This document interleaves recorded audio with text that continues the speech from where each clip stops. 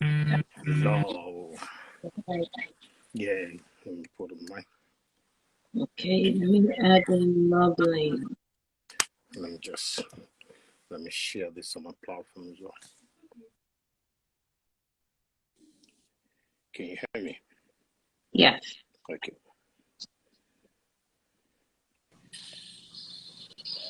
Hi. Hello. Hello. Yes, Doris. Yeah. Okay. How you guys doing? Just a Hi, bit Mr. of Good, share. Ati, good. Queen. Hello, Dr. Hi, Noble. everyone joining Hello, us Queen Chi. from every part of the world. Thank you for Hi. joining us. You look pretty, Share this Queen. as well. Thank you. And I'm Mr. trying to follow Iconic. your lead. Mr. Iconic, you look so Thank you. amazing too. Thank you. So you do you. Fabulous as always. Okay. I'm just sharing this with my on the platform. All right. Okay. Thank you, Stacy. Stacy said happy 1 year anniversary to SDG-3 Global Health Initiative. Thank you. Thank you. Hi, Pathway to Podiatry. Hi, Gabby. Thank you. Thank you, everyone, for joining us. Thank you, everyone. Okay. So time to share.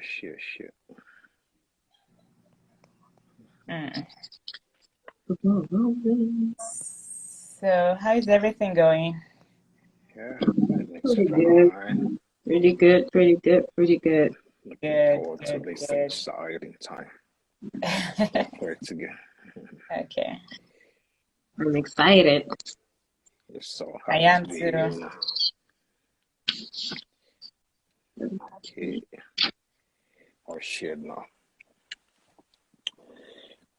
You. Okay. Mm.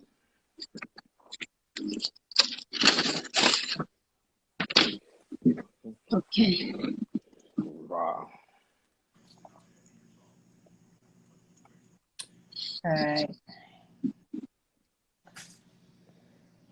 Okay. Well.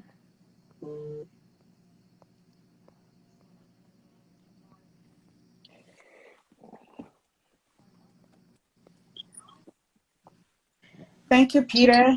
Happy anniversary to SDG3. Thank you so much. Thank you, Oluchi. Hello. Thank you, Oluchi. Thank you.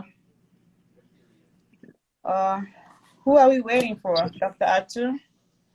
I Yes, think. yes, we are. Okay. We give her a couple minutes and we start. Thank you. Thank you, everyone.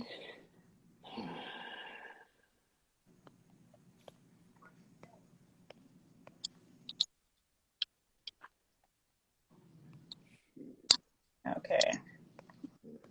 We don't have time. We're going to get started soon.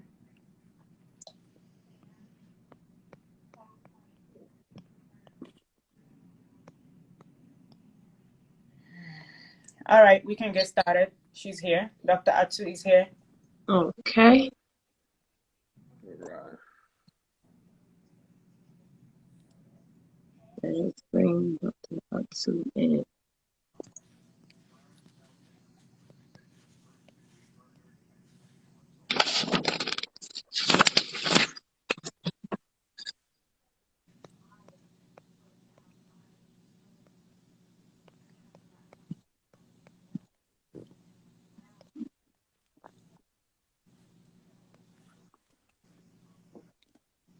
Thank you. Okay, I've sent Dr. Atsu a request. We're just waiting for her to come in. Okay.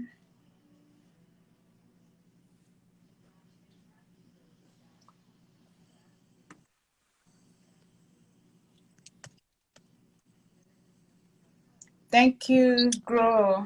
We appreciate it. Thank you, Mazi. Thank you, everyone. SDG, I don't know why they're ignoring. SDG, say hello to people that say hello to you. Hello, everyone. Okay, so Yeah. Is Dr. Atsu joining us? Okay, so I can only add on 3 people, so it says. Okay, I'm leaving. Okay, let's try Dr. Atsu again.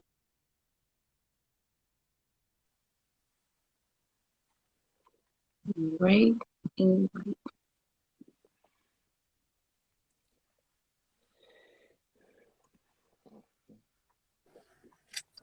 Hi, Hello, Dr. Hi. Hart. welcome, Good welcome, to have welcome, welcome. you.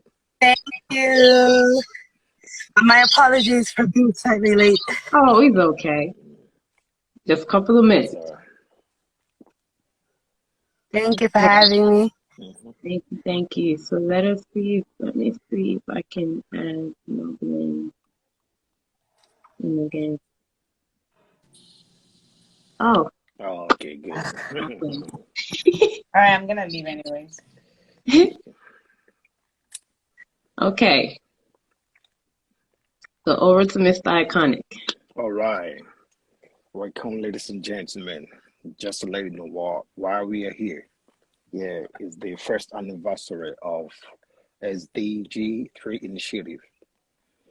And today we'll be having like 2 sections. The first section is the anniversary side where we also let you know some of our people and cutting the cakes, you don't want to miss that. And the second section should be handled by my co-host, Quincy. We'll be introducing some of our, notable people. You know, I hope you enjoy this. Thank you very much. So with Thank us here you. now, we have Dr. Hatu. Dr. Thank Hatu, you. yeah, welcome to it. Thank you. I'll let you introduce yourself and then let people know a few things about you. Hi, guys. Thank you for joining us today on our anniversary. My name is Dr. Adu Zamba, Dr. Adu for short. Everyone calls me Adu. I am the SDG-3 Malawi representative, and I live here in Malawi. I work at Mzuzu Central Hospital in the general surgery department, and it is my absolute pleasure to be a representative for SDG-3. I met Noblin a few years ago. I met Noblin, who's the founder for this organization, a few years ago, and she's just an incredible person, and I'm so honored to be part of this organization. So my duty today is to introduce her. So I'm introducing the founder for the organization, who is Princess Noblin Ogvona from Nigeria, and she's just a brilliant mind and really a force to be reckoned with. She was recently honored by the mayor of Maryland at the 2021 UNESCO Center for Peace summer camp, which is amazing again. And she's just actually a visionary, yeah. Yes, And indeed. she I do not know what happened or why she got cut off, but let's try that again. Yeah, it could be a network.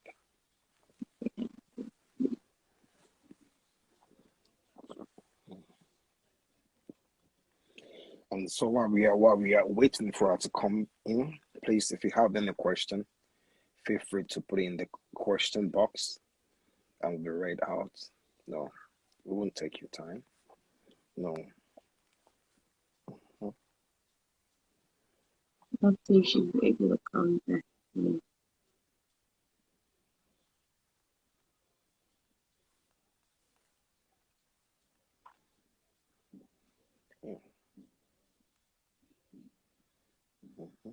Okay, I've invited her back in, so let's see if she's able to clock in.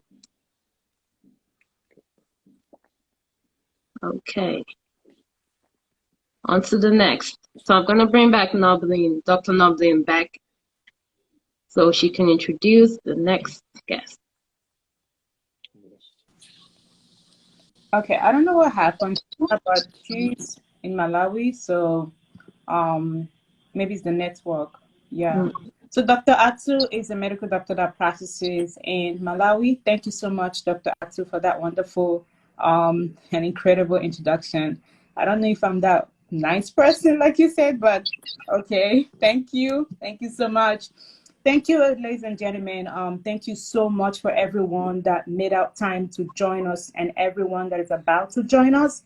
I don't know where you guys are calling from, but good morning, good afternoon, and good evening, wherever you're calling from. It is my pleasure, it is my honor, on behalf of every single person that is affiliated and associated with UNESCO Center for Peace and SDG-3 Global Health Initiative, our advisors at the United Nations, our mentors, our patrons, our mentors, and above all, the team members. Like, there will never be SDG-3 Global Health Initiative without the team members. On behalf of every single one of us affiliated with UNESCO Center for Peace and SDG-3 Global Health Initiative, I say thank you for joining us. I'm not going to take the time and run as fast as we can because we have so much to do today, especially the most interesting part of it all, which is the health talk. Okay, I'm going to just introduce a little bit about our organization and who we are and what we do. SDG-3 Global Health Initiative is an affiliation of UNESCO Center for Peace, a flagship member of the U.S. Federation of UNESCO Clubs, Centers, and Associations with ECOWAS. We welcome you and we say thank you for joining us once again. It is our pleasure to be able to introduce you all into the world of SDG-3. SDG-3 is a special interest, which is one, because I've gotten this question a lot. What does SDG mean? SDG is a Sustainable Development Goals, which was established by the United Nations in 2015 to be achieved in 2030. There are 17 of them. And out of these 17, I and my team took so much interest in promoting SDG-3, which is the promotion of good health and well-being. Because we all agree and we all said, okay, this is what we have and this is what we want to do, because we believe that health is wealth.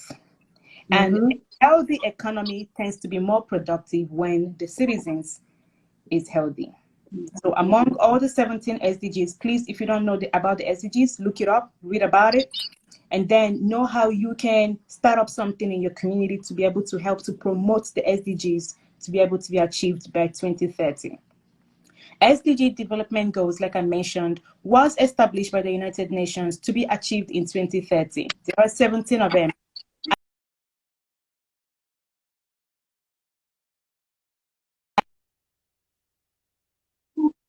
We have 3 programs implemented in our organization, SDG Global Health Initiative.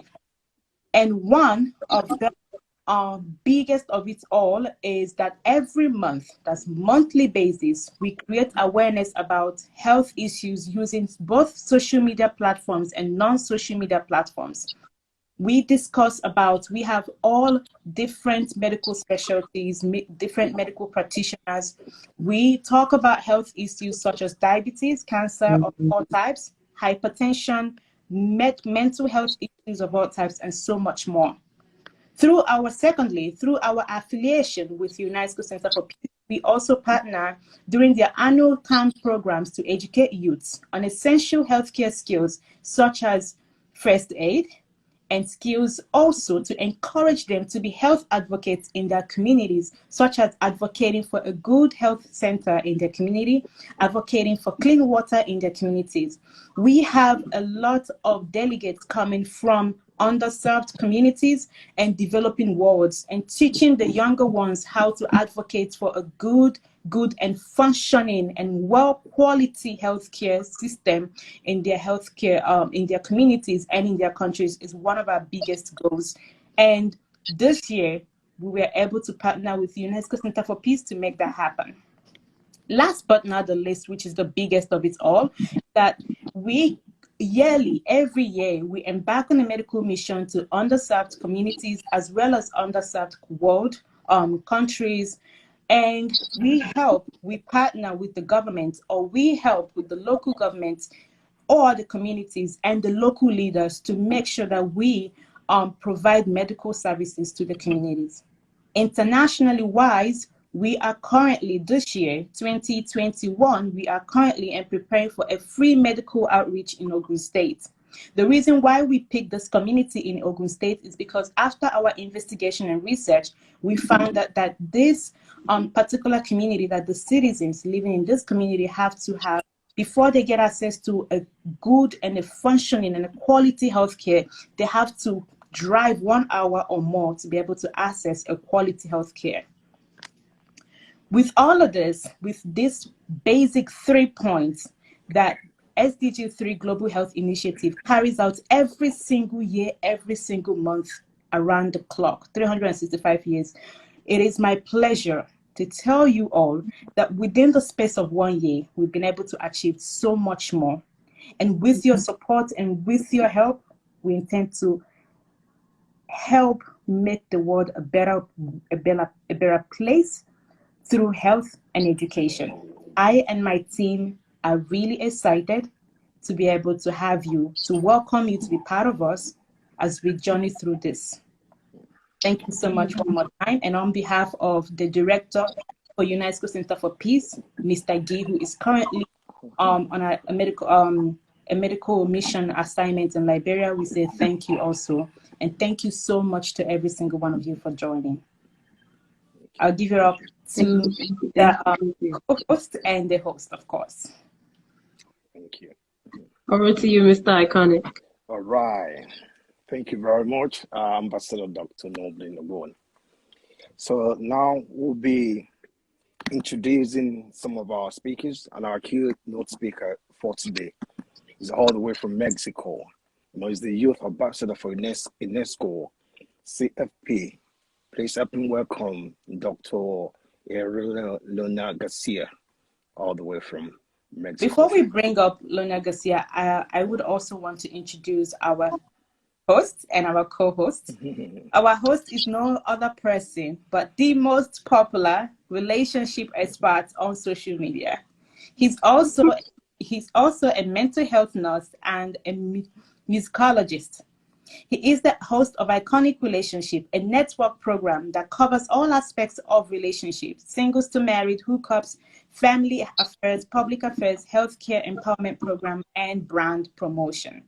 And of course, with our second section, which is the health section, you could see that Iconic perfectly matches every single thing that we're about to do today here. And our co-host is no other person but the most amazing person I've ever met, I would tell you, because I've met this woman since high school, college, I don't know. But she was born and raised in Nigeria, then migrated to the US. She served as a peer educator at Morgan State University and furthered her education at the University of Maryland, Baltimore County. She graduated with a Bachelor's of Arts in Psychology. Ms. Prisika went on to work with different mental health organizations and currently manages an outputs mental health clinic known as Emerge Baltimore. Her goal, and of course that of her team as well, is to assist and enrich the Baltimore community to improve on not just their mental health, but also their well-being. Thank you so much to every single one of you. Thank you. It's a pleasure to have the both of you. You are in the health. You are just perfectly matched our next section, which is the health section.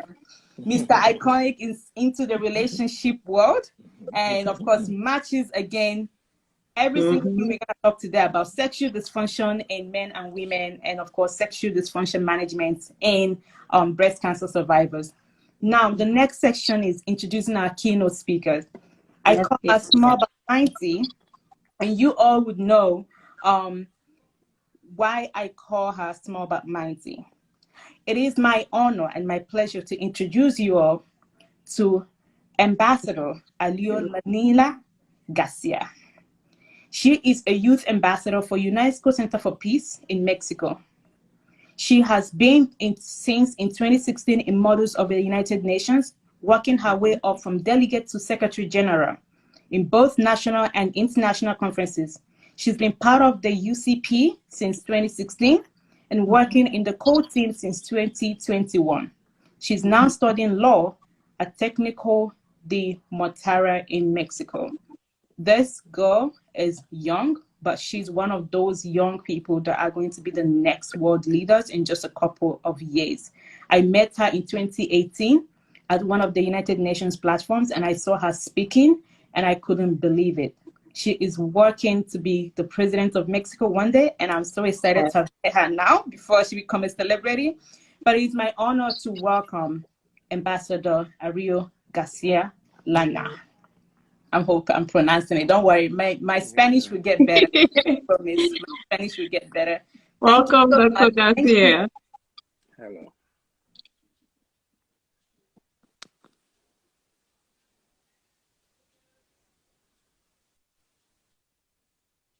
I think her network is kind of bad. Okay, take care and bring her back. Okay. Okay, she's better now. Oh, she's good now. Okay. Hi, Dr. Garcia. Welcome. Thank you so much, Noblin.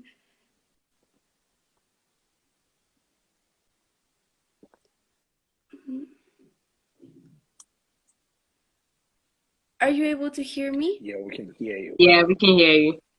Perfect. Well, first of all, Noblin, it is an honor for me to be here, Dr. Noblin. I personally, and for us to have opportunities like this, for us to celebrate the anniversary of SDG-3. I remember when you told me about your project, when you told me I have this idea, I want to affiliate it with UNESCO Center for Peace, and I am more than excited to come through at this point. So with that, Noblin, I want to thank you for this opportunity and for my speech. One time I talked to Noblin, and I actually had the honor of interviewing her for our Peaceland YouTube channel.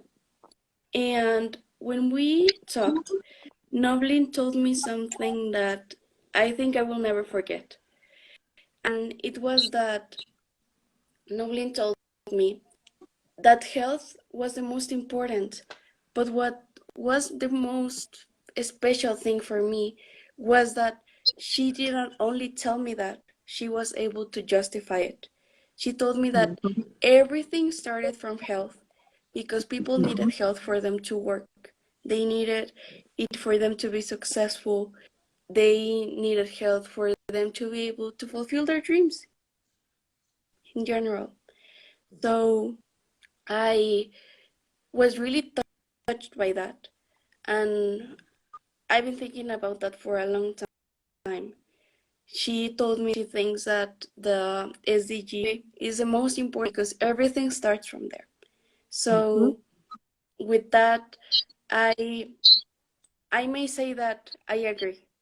I totally agree because health goes forward from being something that is a privilege. It is a human right, and from there we take care of it. We have it so that we can go forward and do everything that we need to do for us to be able to achieve the other 16 Sustainable Development Goals. And with that, in the name of UNESCO Center for Peace, Noblin, we would like to thank you for all of your work, to all of your team, for the great amount of effort that goes into every single one of your conferences, of your events, of every single thing that you work on and how SDG-3 has been growing. We want to thank you for that. And I would also like to tell you that with our participation this year, we are actually organizing the UNESCO Center for Peace IMUN STEAM 2022 Winter Camp. And we had the honor of SDG-3 participating in the summer camp. We hope that you also join us in the winter camp. We loved your conference. And we hope for everyone to join. It is a program that is open mainly to youth, to people from 15 to 25 years old. And it is going to be in January. We are going to have it both virtually and presentially again. We're going to have it virtually through Zoom from January 18th to the 23rd.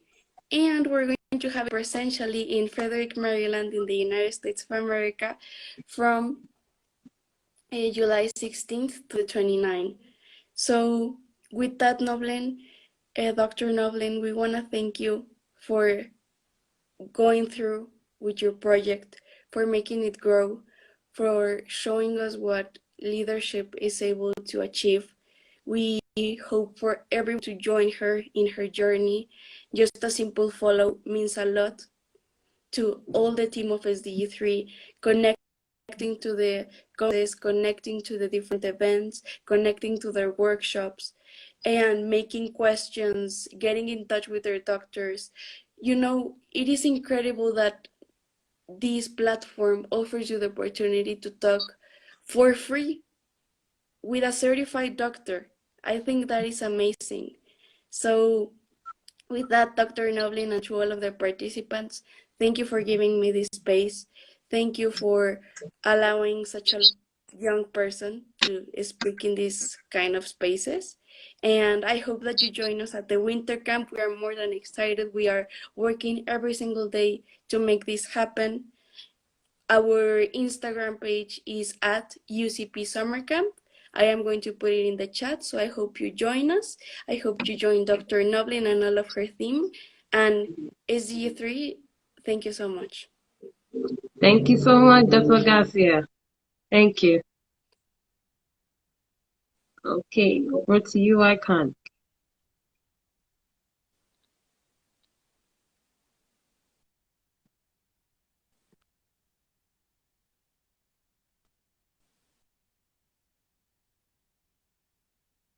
You went mute, can't hear you.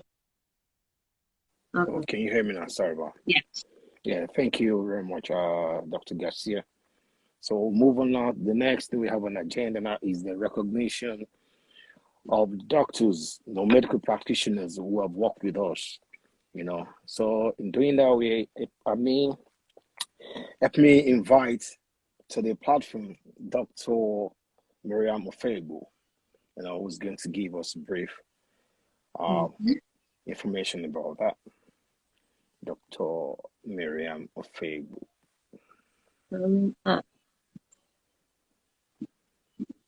Hope she's it. Hi, everyone. I'm not a doctor. I'm a nurse. Let me just put that out there. I know. I was going to be a doctor. Promotion comes Thank you early. so much for having me. Thank you. By the way, not to cut you short, we have 6 minutes, so. Sure, I'll shoot. Thank you so much for having me. I am a nurse in Maryland, and I am honored to serve as the educational coordinator. I help with coordinating the workshops every month, and so I'd like to take this time to recognize the doctors who have worked with us, who have contributed their time and knowledge to helping towards our monthly workshops. So I'd like to recognize Professor Andrew Oloko. I'd like to recognize Dr. Ume Ruike, Dr. Monica Oike, Dr. Obuji, Dr. Eze Okoli, Dr. G. Boli, Dr. Allen, Dr. Atupele, Dr. Akinlade, Oluchi Obisie NP, Dr. Ofia, Dr. Alilionwu, Dr. Bonjibola, Dr. Adeyemi, Dr. Ngali, Dr. Ebirim, Dr. Ugo, who will be presenting today, and Ms. Toval. Thank you so much for your time. Thank you so much for your commitment. We do not take all of this lightly, and we look forward to working with every one of you in the future. Thank you so much. Yes. Thank you. Thank you, Nurse Ofegbu. Thank you, Nurse Miriam Ofegbu. Yeah, we really appreciate all you're doing, your commitment to the humanity. Thank you very much. Thank you. Sure. All right, we're moving on because of the time. This is the recognition of team members by Nkechi Mezo. Yeah. Nurse Nkechi Mezo. Yeah. So recognition of our team members. Waiting on Dr. Olivia to accept the invite. Okay. She has been summoned.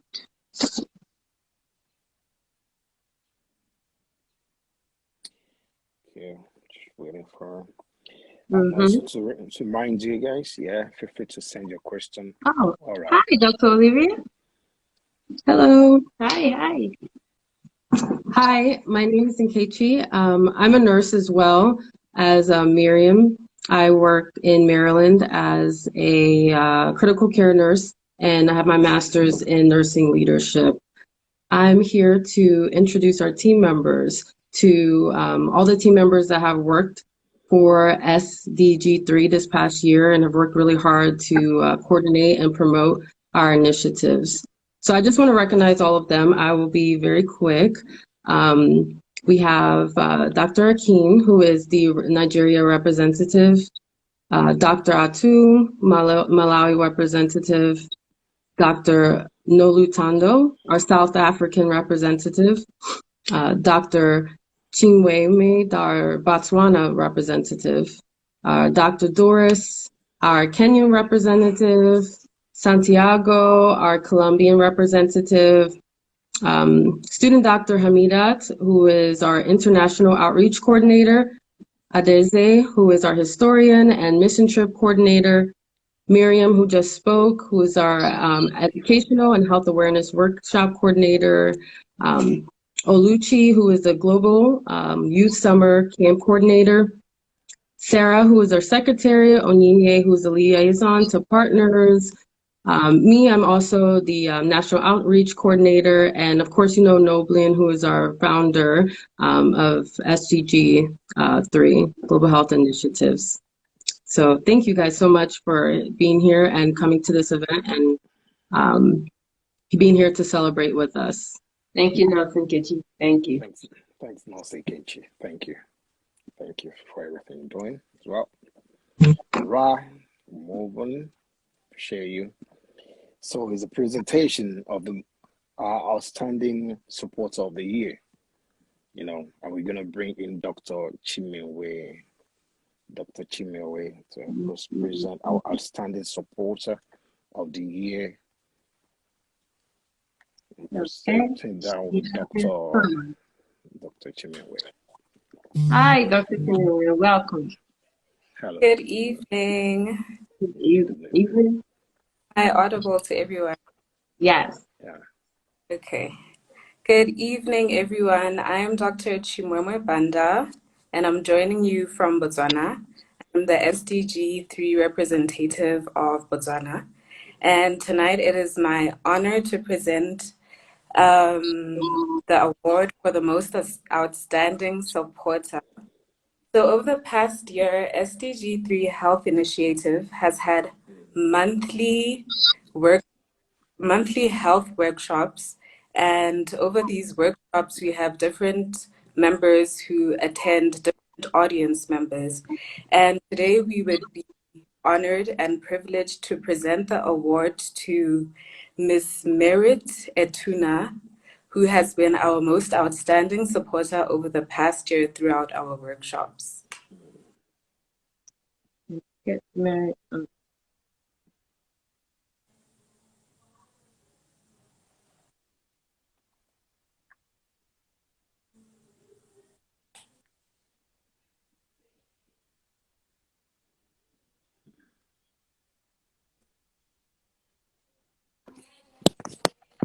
Hi, Merit. Hello, everyone. Hello, Mary. Hi. Thank you guys so much. I am honored. Thank you guys so much. Really excited to be here. Can you guys Thank hear you me? very much. Yes. Awesome. Let me try to add Dr. Chimewe back because I'm not sure why she would not. Okay, how do I stop this?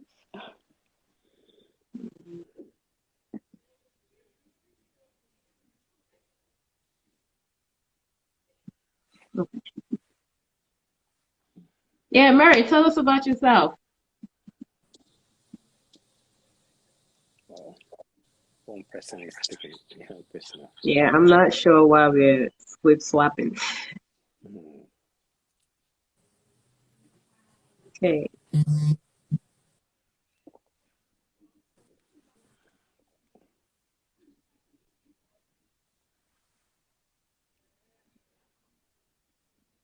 Okay, let's bring Merit back in. Let's see if 4 people can stay on here.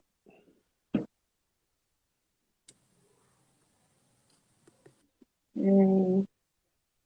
Merit has been summoned, and let's see if this works out for 4.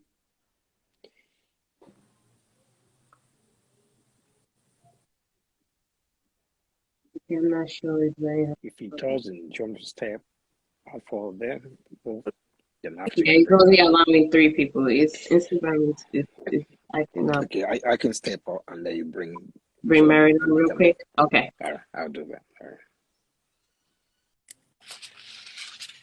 Okay, let's bring Merit back on.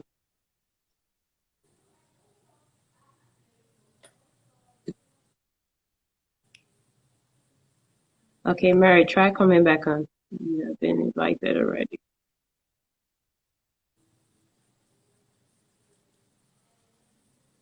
Okay, just waiting for Mary to accept.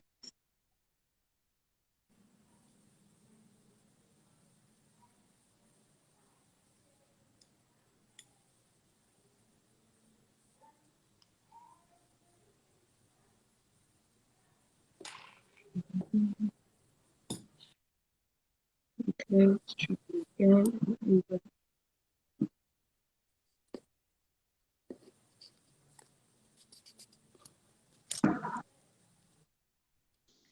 There we go. Hello. Welcome back. Yeah. Yeah. Thank you. Thank you so much. So, what did you say? Oh, welcome back. Oh, thank you. Thank you. What So, did you Miss ask me Mary, before? Yes. oh, I was saying we just wanted to honor you and we wanted to thank you for your continued support with our health initiative. And so we just honor you and we thank you for your support and we hope we continue to get more support and to work with you. Of course. Of course. Thank you guys so much for this honor. Thank you, SDG-3. Thank you, Noblin. Noblin is a great person, so I am very much happy to support her organization and her team. It's been an honor to be here. Thank you, thank you, thank you, thank you, thank you. Thank you. Okay. So, You got thank anything you. coming from you, Dr. Chimere? Just gratitude. Okay. Gratitude and excitement for the Okay. future. Merit, Thank anything you. you want to tell us about yourself? Oh, I'm just a supporter. I'm a supporter. I am in tech. So anytime I attend the sessions, I always learn something. So I'm very, very, it's just a learning experience for me, and I'm totally in a different field. Mhm. So yeah, so I'm always here learning something from Noblin. She's a good big sister. So thank you very much, Merit, and thank you, Doctor. And I'm Yeah. going to try to bring Iconic back. Okay, awesome. Yeah. So Thank you so much. thank you.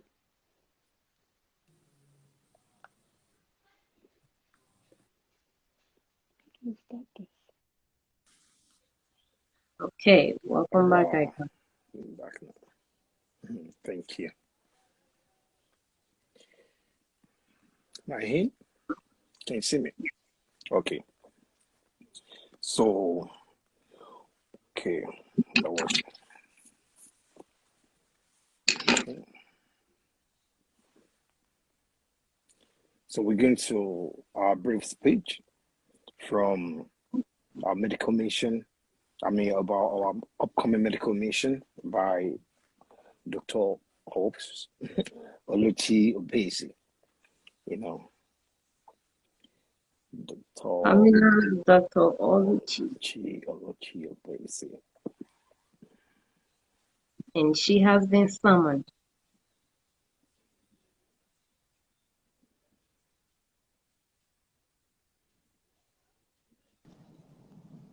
Hi, Dr. Oluchi. Hello. Hello.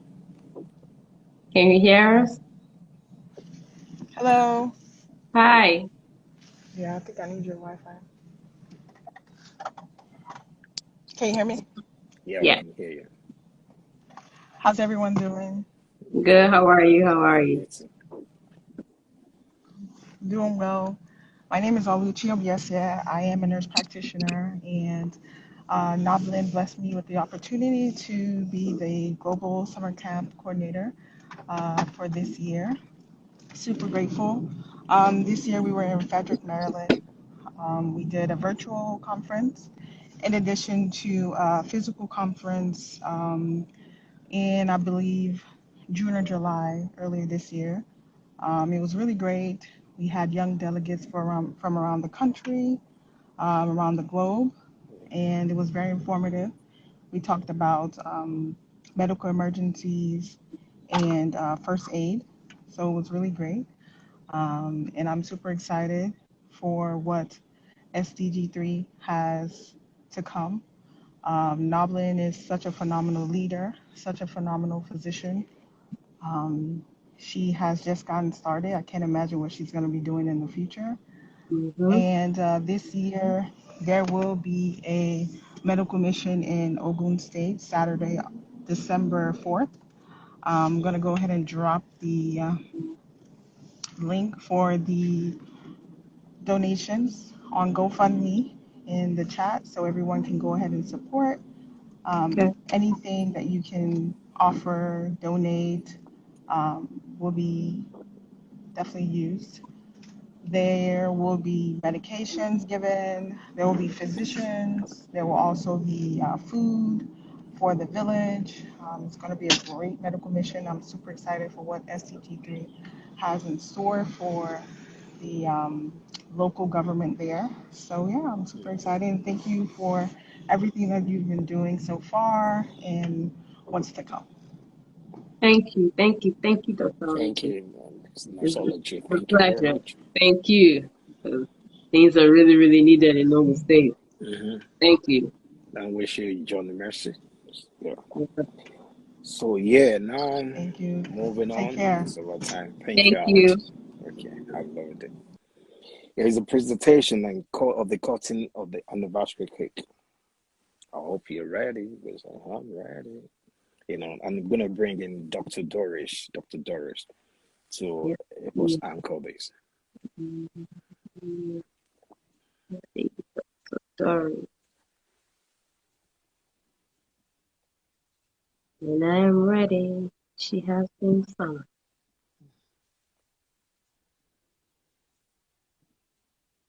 Waiting for her to come on. Yes, sir. Hi, Dr. Doris. Yeah. How's everyone? Hello, Dr. Good, good, good. How are you? I'm fine. Thank you. Thank you for joining us. Thank you for having me. Yeah, it's a pleasure. So, good afternoon, good evening, good morning to everyone, wherever you are. I'm Dr. Doris Ngila. I'm a medical officer or medical doctor here in Kenya.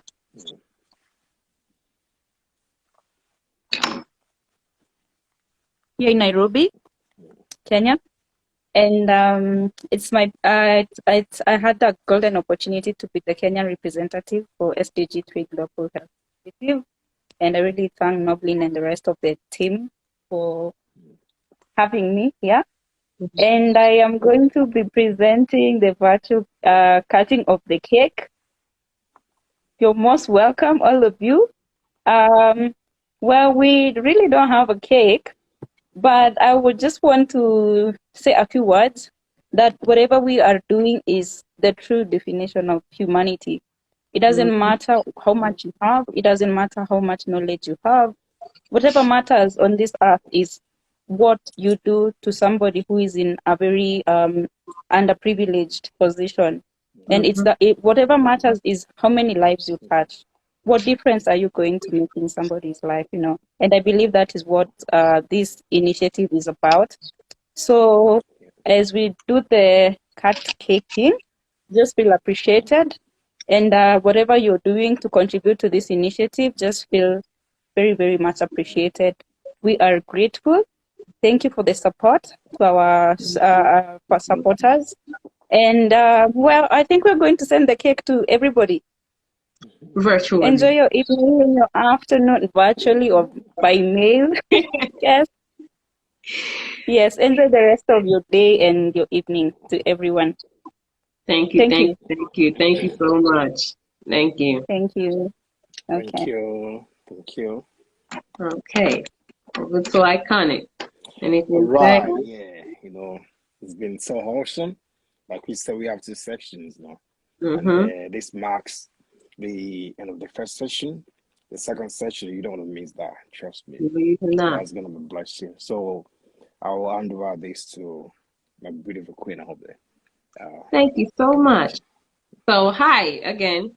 This is the most important part and the reason why we're all here today, which is to discuss the sexual dysfunction in men and women and also management of sexual dysfunction in breast cancer survivors.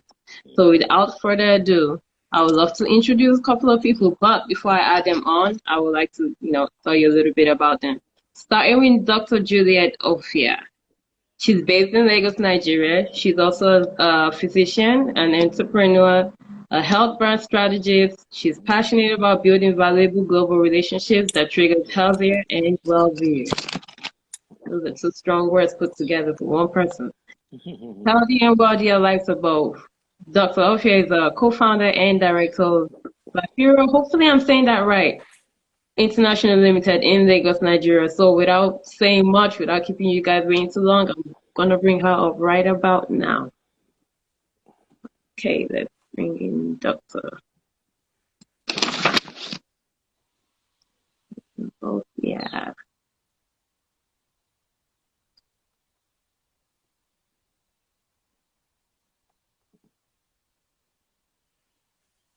There we go. And she has been summoned.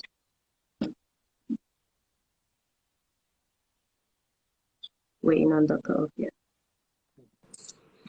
Hi, Hello. Dr. Ophia. Hello, Hello, Dr. everyone. Jill. Hi, Can you hear definitely me? nice to meet you. Yeah. Can you hear you, Dr. Jill?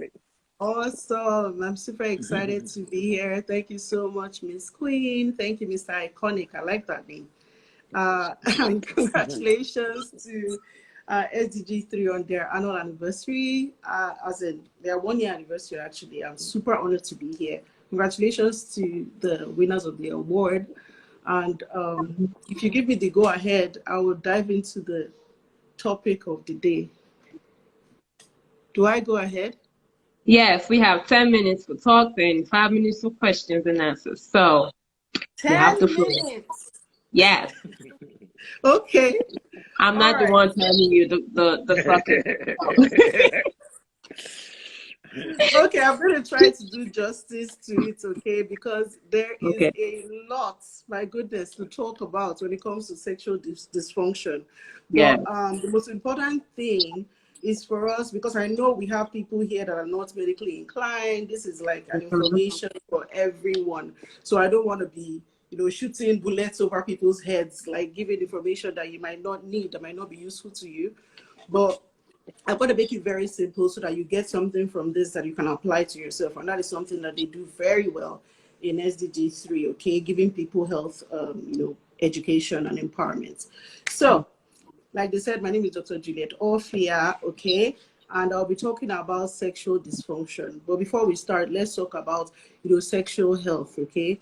What is sexual health? It's the ability to embrace and enjoy your sexuality throughout, your life. Some people, when they talk about sexual health, we think about only reproductive age group, but no, it's throughout your life, even when you're getting older and all of that. So you must understand that it's very important because, it also affects, our productivity, even the way we have to understand our, what's it called? Things about sexually transmitted infection and all of that, because it brings the totality of our productivity into full fruition, okay? So when you're talking about sexual dysfunction, we have male and female sexual dysfunction, but I'll be focusing on the female part. The other Dr. Ugo, is going to focus on the male part, okay? So let's talk about sexual health, sexual dysfunction, okay? So sexual dysfunction is anything that has to do that disrupts, making sex pleasurable at any stage in the sexual process, okay? So when that happens, it is very important for us to know what causes it, what you can do about it, even personally, because you have your own self-care tools that you can use for yourself, and what the doctors can do for you. Okay, one thing you must understand is that 4 out of, and this is really, really, sad, 4 out of 10 women actually report having the issue of sexual dysfunction. And before I even go further, let me even I want to be looking at the time, because I don't want to, I want to make sure I touch Oh, the I got you on relevant, that. Just keep going. yeah, the relevant things before we run out of time. So one thing that is very important for us to understand, and I'm sure everybody can relate to this, is the fact that there are barriers when it comes to sexual health. I mean, for goodness sake, when did we even start talking about it? As in being comfortable to talk about it, even with our siblings, with our parents, with our partners. There's a huge, there are huge barriers that we must understand, at least, be conscious about before we go deep into the discussion. Yeah. So one of the things that I want to talk about is from the patient perspective, these barriers, and when it comes to a professional, okay, barriers when it comes to sexual health. The first thing when it comes to the patient are concerns about, talking to the doctor. We don't even feel comfortable. I say we because I'm sure we can relate to what I'm saying. Some people don't feel comfortable talking about, their sexual health with their doctors. They feel embarrassed, and they believe that it is even the doctor's responsibility to ask you. So I want people to understand that you can ask these questions to your doctors. It's very important for you to actually seek that knowledge and don't feel embarrassed. What I usually tell my patients sometimes is that you've paid for that time, use it well. So if you have any concern, why not talk to a specialist about it and be comfortable? Another thing is, when it comes to the barriers of the professional. So it is actually a two-way thing. So you as a patient might be uncomfortable talking about it, but even the the doctor, one of the challenges that they have is they might not even have, be trained to talk about the sexual issues when the patient might bring it up. So that is actually a huge barrier. The lack of time, especially in tertiary institutions. Some doctors are super busy. They might not have the time to talk about it. We have limited awareness when it comes to intervention and concerns about making the patients feel comfortable when you talk about the sexual health. So these things, I'm very excited because since we are bringing this to light, I'm sure, I'm hoping, one of the things that I hope to come out of this is that everybody feels comfortable enough to at least take that extra step to ask certain questions, because if you do that, you're actually protecting yourself. And even if you're as a parent, you might even want to ask yourself certain questions and start feeling very comfortable about discussing these issues. So it's very important that I point that out. And please, we have there are myths that we must debunk, like, oh, sexual health, it doesn't matter, it only concerns people that are like couples or people that are married. No, even somebody that is single, you must be conscious of your sexual health. So it's for everybody. Okay, that is it's very, very good for you to be conscious about that for your health in totality. Okay, so let us debunk that. It's not only for married couples or people that have partners, and of course of old people to need to have adequate sexual health as well. It's not for only the reproductive age. Okay, so let's talk about the categories of female sexual dysfunction. There are different categories. We have from the level of sexual interest and arousal. You have to be aroused, you have to have that desire to want to engage, in a sexual activity. So anything that affects that process in the first place, that's already a sexual dysfunction. Then orgasmic, disorders. That's anything that would affect, the patient, the individual having, orgasm is also a problem. And then we also have genitopelvic issues, genitopelvic disorder or sexual disorders. Okay, anything that affects your genitals, the pelvic floor, it's very important that that can be addressed. So that takes us to the symptoms. So what are the symptoms that we have with sexual dysfunction? Things like loss of desire to have sex. That is the arousal is not there. We call it low libido. That is also a symptom. And these are the things you can actually go and speak to your physician about. So it's not something that you can deal with sometimes you might be able to address it by yourself. But what we are saying today is that it is reason enough for you to see your physician. Okay. So loss of libido is one of them. Very important that you see your doctor for that. Difficulty in maintaining arousal is another problem. When you cannot achieve orgasm and pain in sexual contact.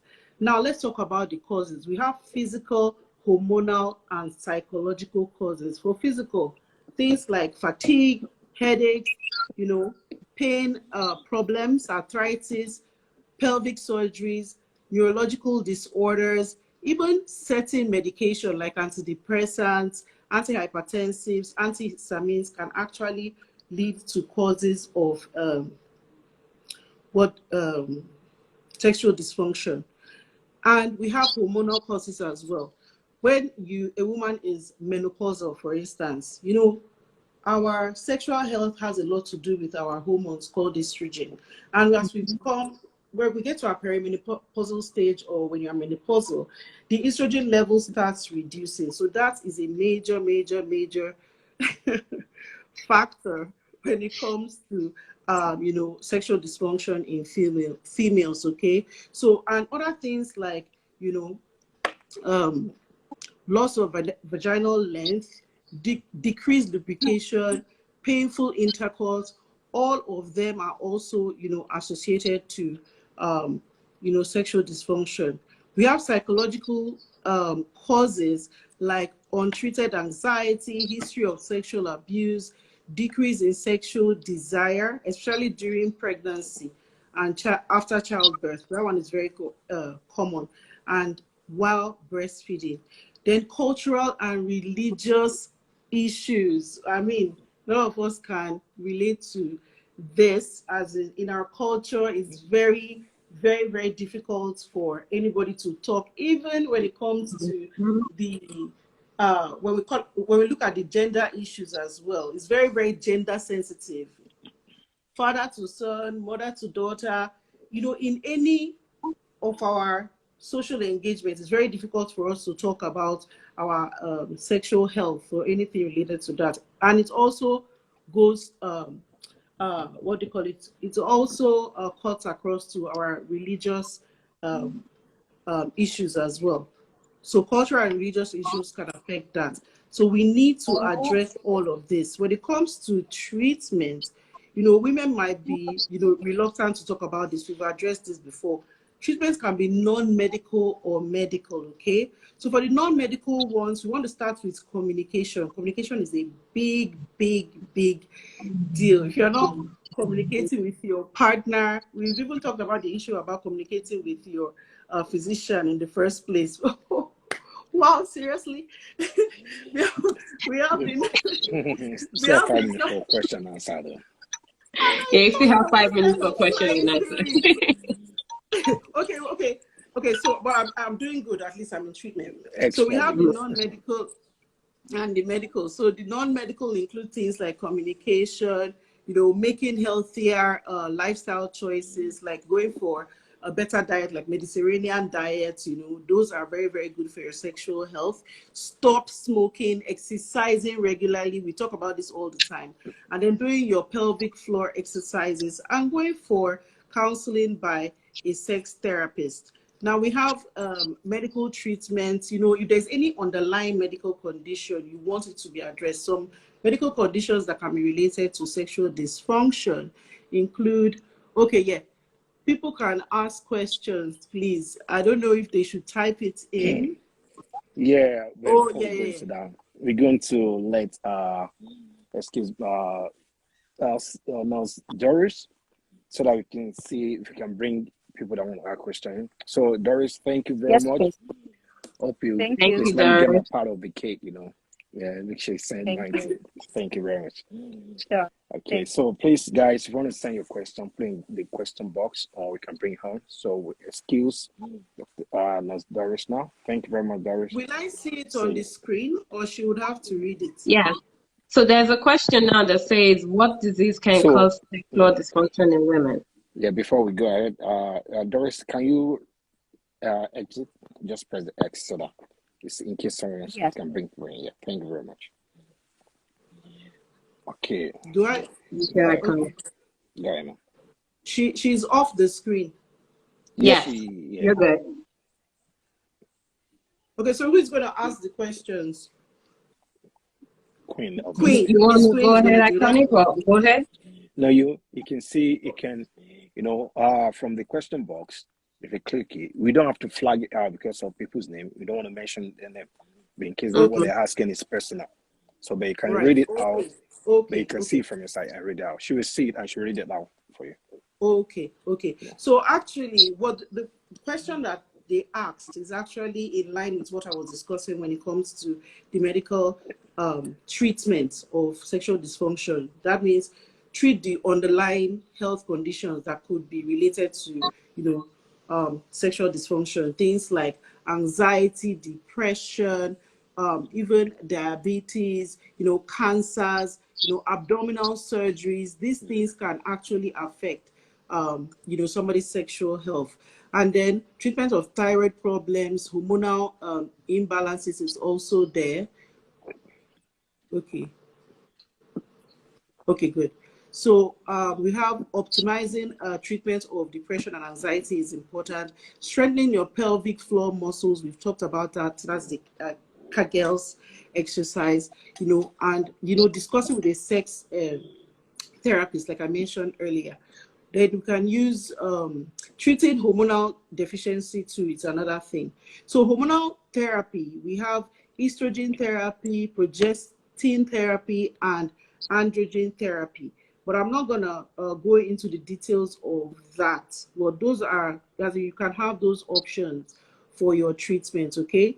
So medical treatments are there as well. Surprisingly, there are other medications that are like antidepressants, antipsychotics, anti-seizure, let me put it that way, medications that can be used to treat sexual dysfunction. So it's very important that it's a specialist that is handling, cases like that. So that's where I will leave it. So basically, in summary, you know, female sexual dysfunction is more common than male sexual dysfunction, okay? And the most important thing is that it can be treated. One thing you must understand is that it does not get resolved by itself, like it just goes away like that. It has to be, resolved, discussed with a specialist, and they'll give you other options for you to try. So start feeling comfortable with talking about it. Be open to non-medical or medical treatment, and speak to your doctor as soon as possible. So that is all, my summary for female Yeah, sexual we dysfunction. we still have one more question from this person. I'm pregnant, Okay. and sometimes I don't like having sex with my husband. Does that mean I have sexual dysfunction? Yes, we have talked about the different factors that can affect, you enjoying your, sexual intimacy. So yes, in pregnancy, it can be very, very heightened. So my advice would be for him or for her to talk to, your gynecologist. You can actually visit your gynecologist with your partner, and you need to, and that's another thing when it comes to diagnosing sexual dysfunction, excuse me, you have to see a physician that will give you, like, look at your history. You can see the different aspects that we've talked about. We've talked about hormonal, we've talked about physical, we've talked about psychological. So they'll have to analyze as in it could even stem back to something else that is not even related to what is happening. So a very good history taking is very important, and a pelvic floor examination. So depending on what your physician sees, during your examination, the questions, and they might even do some tests as well. They might even do some hormonal tests. That's for somebody that is not pregnant now. I'm talking about generally. it can help in, finding the unique cause for that particular individual when it comes to sexual dysfunction, because your treatment is a treatment for each person is not the same, it's customized. So through that evaluation, they'll be able to get the particular treatment for each person. So if you are feeling that way, yes, you need to see your doctor, maybe during your antenatal visit, go with your partner and have a discussion. It might just be a simple, non there are different approaches they can use, things like lubricants. We usually advocate for natural lubricants, like you have the coconut oil, olive oil, vitamin E. There are some little vitamin E inserts you can use, and that might solve the problem. There are other things like yoga, breathing exercises, pelvic floor exercise that I mentioned before. And there are other therapies that even involve things like using vibrators to, like, increase the blood flow to the vagina. They are different things. So those things, if the doctor is not really aware of those procedures for the individual, they might recommend a sex therapist for you. Okay. Thank you so much, Dr. Alfred. That was a lot of information for me. Yep. So thank you so much. It was a lot of, like, so many more questions, but because of time and whatnot, they're kind of like locked down. So Right. thank you But very I much. want to just give a brief, like, info about sexual dysfunction in management in breast cancer patients, because that was also mentioned. So I'll just say a summary Okay. of it, okay? Okay. Because it's a very, very sensitive, So, issue. mm-hmm. Yes, for a lady dealing with breast cancer. First of all, even if you are not dealing with a morbidity of any kind, it's already a challenge for some people. Then now put breast cancer on top of that, it's On top really of tough. it. Mm-hmm. Yes. So one of the things that women, breast cancer survivors, actually 70% of them have sexual dysfunction, which is really, really high. So the surgery can affect them, the chemotherapy, radiation, hormone therapy, all these treatments in breast cancer pushes them to perimenopausal states, and that makes them have symptoms of menopause, which includes vaginal dryness, irritation, painful penetration during sexual intimacy, and so much more, reduced lubrication and all of that. So the treatment that I've mentioned is very important, that they are comfortable with that. The doctor can suggest different non-medical and medical approach for them. There's this controversy about using lubricants that have, like, estrogen base and all of that, vaginal creams and all of that, but there have been no issues when it comes to them using estrogen based creams to help with lubrication. And of course, like I said, it's really a specialized case. Everything that we mentioned earlier about the diets, don't smoke and all of that still applies. But in with body image as well, they've lost their it's a very, very personal Mm-hmm. experience when somebody loses a body part. So there's a lot of counseling that has to go into appreciating your image. There are some even structured masturbation procedures that they can do to discover new sexual, because some might lose their nipples and all of that. So you need to go through, like, a structured exploration of the body to find out new ways to discover how to arouse yourself and all of that. So that is usually a guided counsel, a guided session with your oncologist. And of course, it's multifactorial. So looking at all the things that I've mentioned, putting it to the table, bottom line is that this is a discussion that we should be having now. We should be very comfortable with it, and if we start giving, especially these, and I'm talking about generally now, people that are dealing with cancer generally, even outside breast cancer, we have to start addressing this challenge, because it usually doesn't come to people's mind that, oh, what about your sexual health? Simply saying something like, oh, 70% of women dealing with breast cancer have, health with their issues with sexual health. How are you doing? Do you have any concerns? Should we discuss, simple things like that can open the discussion, especially if there's a physician here and wondering how to open that discussion. So let's start talking more about it. Let's explore our options. Every single person here, embrace your sexual health. And I hope that has added value to your day. Thank you so much for Yeah, having me. thank you so much, Dr. Ofia. It's been a pleasure, definitely. Thank you. Thank you. Thank you very Iconic. much, Dr. Fear. Thank you. I've learned a lot as well. Yeah, Helping to practice. I'm sure we'll continue this. Now we want to bring in Miss so Aisha. Is it we're gonna do Dr. Ugo first. Dr. Ugo first? Okay. Yes. Yeah. So let's bring I'll in let you Dr. do it. Ugo. But before we bring in Dr. Ugo, he's how do I put it? He's a lot in one. So we're just gonna start with yeah. So Dr. Ugo, a little bit about him. Dr. Ugo, he's based in the US, obtained his medical degree from Ross University. He currently specializes in internal medicine and has a passion for enhancing public health and education, both in the US and Nigeria.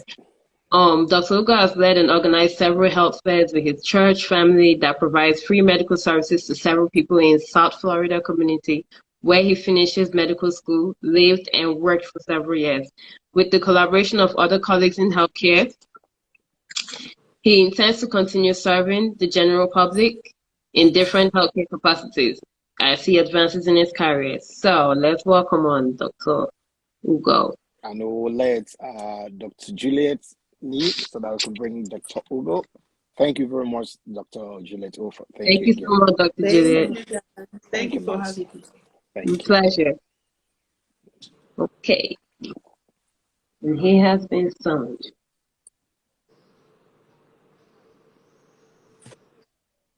Hi, Dr. Ugo. Hello. Hi, how are you? We are great. Thank you for joining us today. Thank you. Thank you for inviting me. Pleasure. Mr. Iconic. Hello, Dr. Ugo. How you? I'm great, bro. Nice to see you, Doc. Cool. All right. I just welcome everybody that's joining us. I just wanted to, I also want to thank the group, SDG, for amazing work you guys are doing. When Queen Noblin invited me to speak, she kind of sounded like, oh, well, maybe I don't know if you're going to accept the request, but I'm like, anytime it involves educating our people, I'm all for it. I'm all for it. And I really appreciate what you guys are doing. Great job, guys. Great job. Appreciate it. Thank you, Doc. Thank you. Yeah. So, Dr. Ofiak, thank you so much for your awesome presentation. She's touched a lot of the stuff. Let me make sure I'm staying to my time. Okay, cool. So thank you for your presentation. I'm just going to go ahead and hit on for men, a few things. I will probably speak less than 10 minutes and give more time for questioning because, in the medical world, sometimes we talk. Listen to people, we don't listen to the patient. So better speak less and let people ask questions and then I'll answer them. Okay. So for sexual dysfunction in men, how would you know you have sexual dysfunction? That's one of the things, right? The way to know is inability to achieve or maintain an erection.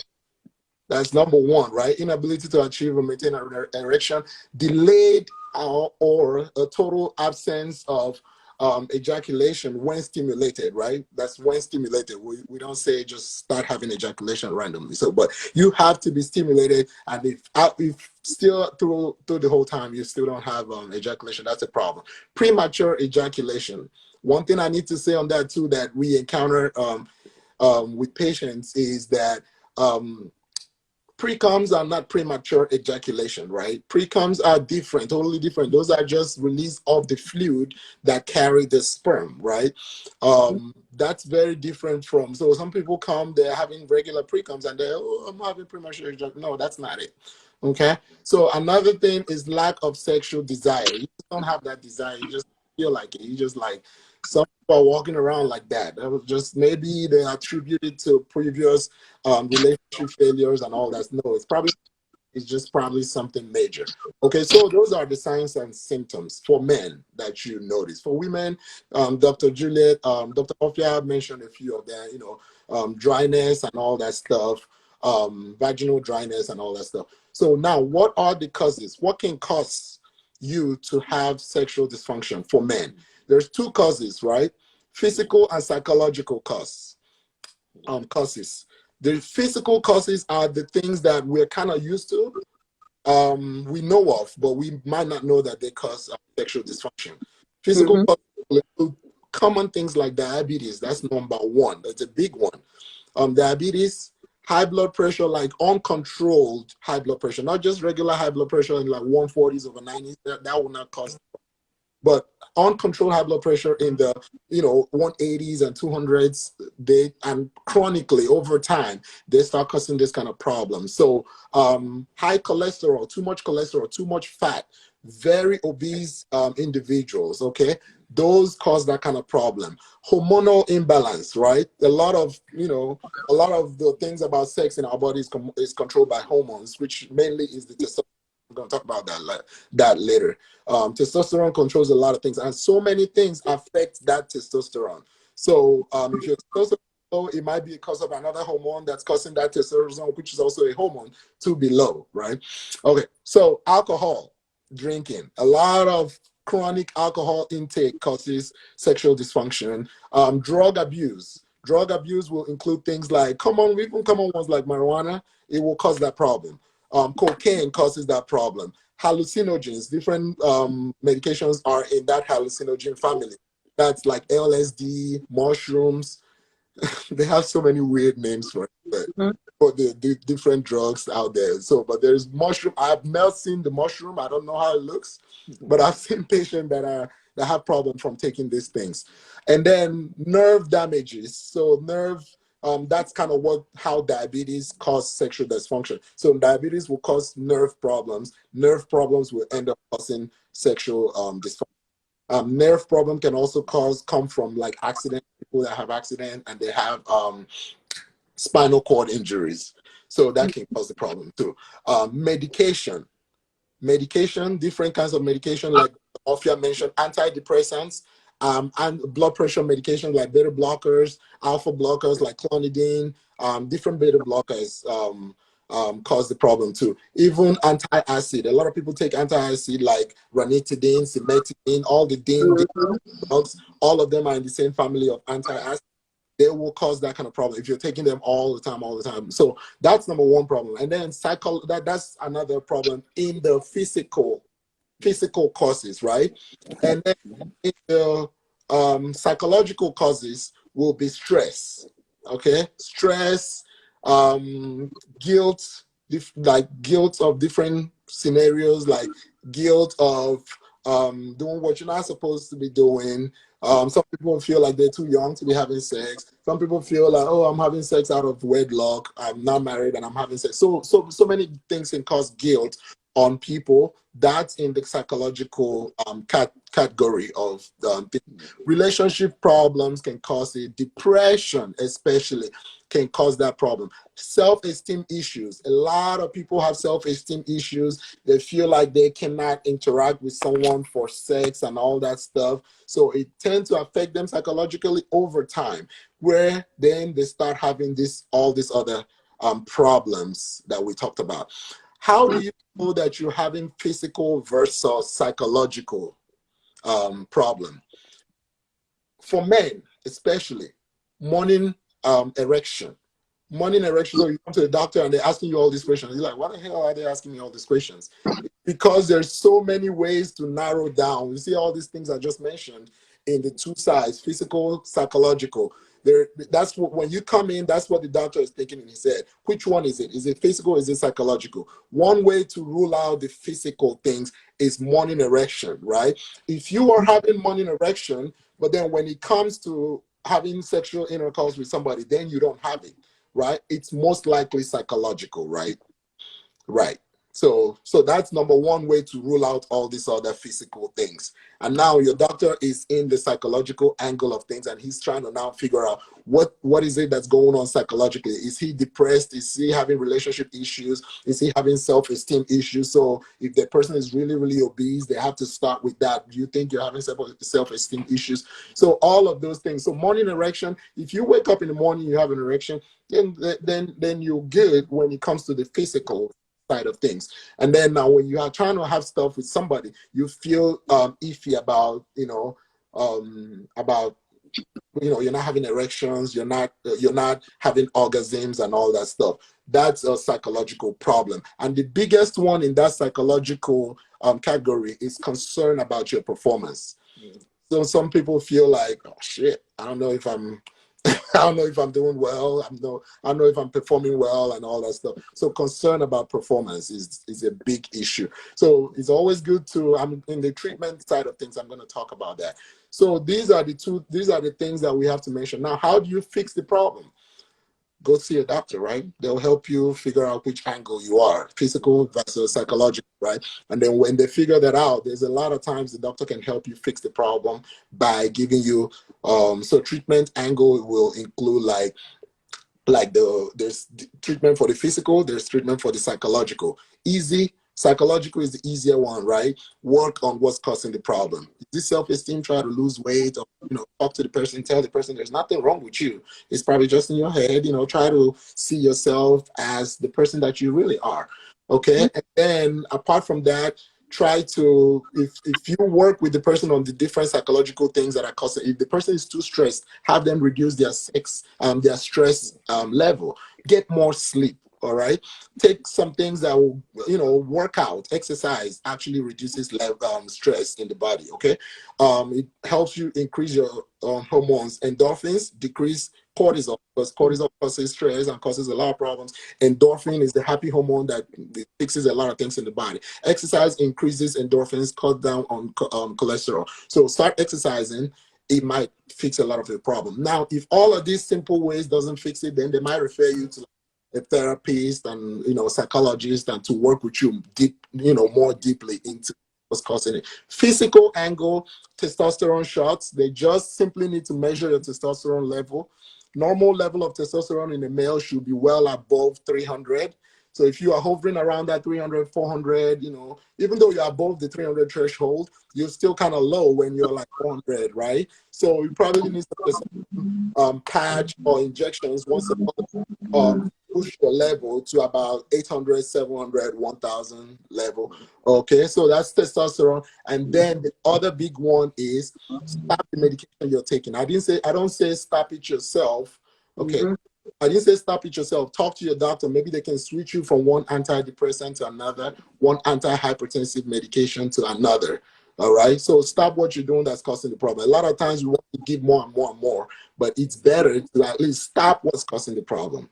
If you think you're taking steroids, ladies, you guys like buff guys, muscular guys, but you gotta understand that if you get that muscle, you might lose the other one down there.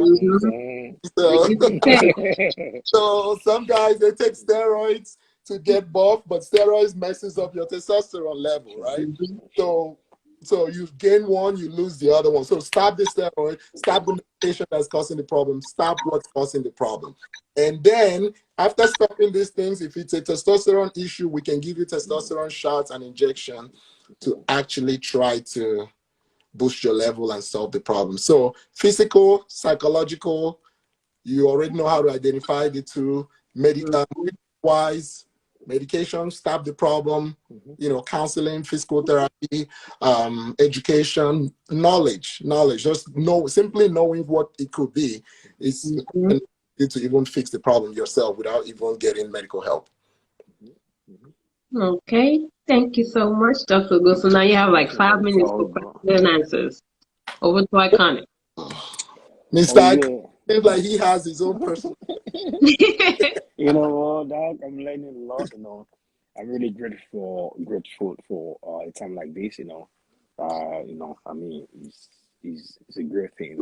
And I thank Dr. Noblin for what she's doing. Yeah, great thing. I'm learning. Yeah. I know Okay. you've answered some of the questions we have here. One Yeah. says, Here. ejaculate quickly when having sex with my girlfriend. Is that a sexual? Really answered that, no. Yeah, Yeah, I think I kind of touched on that. It's part yeah. of the symptom of sexual dysfunction. It could, who knows what it could be, all right? But if it's something that happens all the time, then yes, that's an issue. It shouldn't happen. But if you have just started recently having sex, that could easily be a part of normal physical response, right? Well, as you advance in, if you are someone who's always regularly have sex and all of a sudden you're ejaculating quickly, yes, it is part of the symptom of sexual dysfunction. Yes. Okay, yeah. Apart from that, not seeing another question from nobody. Yeah. The only other question I have here is, Men don't usually ask, and then they're gonna DM me with their. They will not ask it now, but then they're Oh gonna DM no. like all of This them. one says, I always have the urge to have sex. Is that sexual dysfunction? And what can I do? Always So, having this urge to have sex. Always huh? having the drive to have sex all the time. Like, it's Oh, always, always having the. always. Oh no, that's not a problem. I mean, you just makes you a real man, right? That just that just makes you a man. So that's not a problem. The problem is low libido. Low libido is part of sexual dysfunction. High libido is not classified. High libido, just a lot of men are just there. You just have to naturally control yourself to avoid getting yourself in trouble, right? It's just your testosterone level is too high, and there's nothing wrong with that. It just needs personal control, that problem. Libido simply means desire, because a lot of people always wonder what the hell is this low libido, high libido stuff. It's just a fancy medical term that means desire to have sex. So if they say you have a low libido, it just means you have a low desire to have sex. That's part of the symptoms of low testosterone level. So if you're always having low desire to have sex, check what's causing it. Are you taking any of these drugs that we mentioned? Are you super obese? Do you have a lot of fat in you that's hindering your normal testosterone production? Are you too stressed? That's providing a lot of cortisol level that's decreasing your testosterone. Because these are all hormones, right? You just have one body. If one is too high, the other one has to naturally, by law of physics and science, the other one has to get low. So if your cortisol level is going up and up and up, it's pushing your testosterone down and down and down. So you have to do stuff to reverse that trend. Increase your testosterone by reducing your cortisol level. So low is the problem. High libido is not a problem. And also say, are there sexual diseases that can cause, or infections that can cause sexual dysfunction? Yes. Yes, there's a lot of them. One of the things I did not mention is the types of sexual dysfunction. There is the desire disorder, which is the libido disorder, the low libido. There is the arousal disorder. So the libido one, you don't have the desire. Arousal, you just don't get hard. You just don't get erections as you should. Orgasm disorder is that you do get erection, but you don't just ever get to orgasmic phase. All right. And then the pain disorder. The pain disorder is where that one falls into. The pain disorder is you're trying to have sex and you're always having this weird pain. That's more so for female, but also it happens for men. Herpes is the biggest one. Herpes, always there's herpes 1 and herpes 2, right? So whenever you hear herpes, don't always think, oh shit, I have herpes. The herpes 1 is the one that happens at the corner of the mouth when you're sick. That one, a lot of people have just herpes 1. That's, even little kid can have that from just kissing an adult who has herpes 1. Herpes 2 is the genital herpes, right? It gives you like sore, like redness in your genital area. Men, you might see it because your penis is right there. You can just see it, but sometimes it's on the inside too. So it causes you pain whenever you ejaculate or after ejaculation. And for women, it's in your vaginal area. Everything is red, so it's hard to spot it's hard to spot that there's an ulcer or a sore in there from herpes. And then anytime you have sex, you have this weird pain. That is an STD that could cause sexual dysfunction. And of course, there's different other ones. There is the HIV. HIV is big in causing it because it just screws up a lot of things in your body. HIV. Syphilis is another one. It causes you kind of like sore in that area too, secondary syphilis. So, and then it becomes a problem as well. So most times when it's STD, it usually comes with pain, but it might not also have pain associated with it. Okay, another question. Does age have anything to do with sexual dysfunction? Age? Yes. So let me address it in two ways. Age, increase in age does not decrease your sexual desire.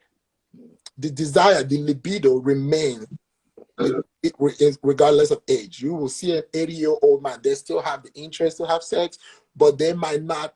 Age will reduce things like the length and time of your erection.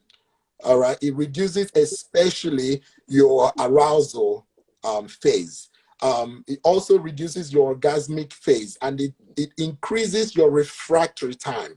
So for a young person, after sex, you're ready to have another one, maybe in the next 5 minutes or next tomorrow.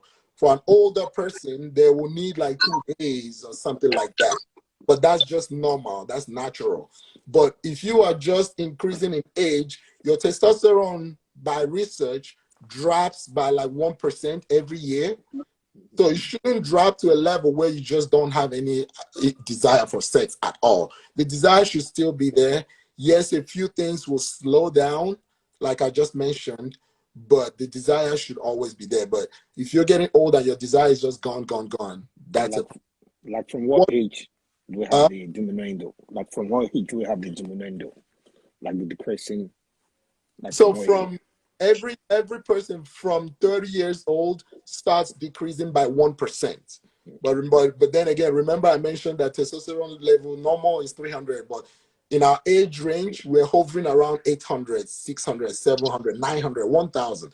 So if you drop 1% of that every year, you now expect yourself by like 60. That's when you really start feeling the strong effect of lack of erection that lasts as long as it usually lasts. So 30s and 40s, 50s even should not have problem sexually. What foods can one eat to prevent sexual dysfunction? I see another question.